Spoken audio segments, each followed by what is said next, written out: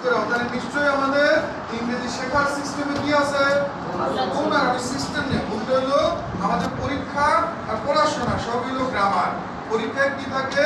Active passive narration voice. In না on two না NG. এটার আগে ইন হবে, ওটার আগে অন হবে, কত মুখস্থ। তো পৃথিবীর কোনো দেশে গ্রামারের পরীক্ষা না, পরীক্ষায় ভাষা। কি হয়? ভাষা। তোমার কথা সারাংশ হলো ভাষা শেখা সহজ। ভাষা কি ওই যে আছে না, আর রহমান আল্লামাল কোরআন খালাকাল ইনসান আল্লামাহুল বায়ান। বায়ান মানে হলো কথা বলা। বায়ান মানে কি?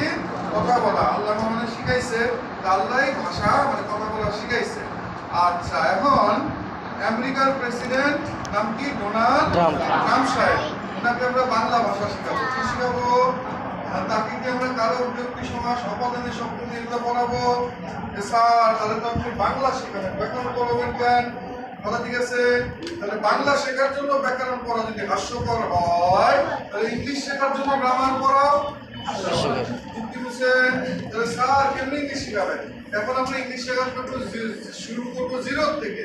প্রথম দিন একটা কেজির বাচ্চা কিচ্ছু পারে না ইংলিশ, অথবা একটা কৃষক ভাই, একটা লেবার আসছে, বা একজন স্যার আমি তো দুবাই যাবো, কাতার যাবো, আমার একটু ইংলিশ শিখায় দেয়। আছে না অনেকে বিদেশ? তাহলে আমি কিভাবে শুরু করবো? আমরা সবাই একটু আমার সাথে আমি বাবু, সবাই বাবুরা সবাই জোরে আমি।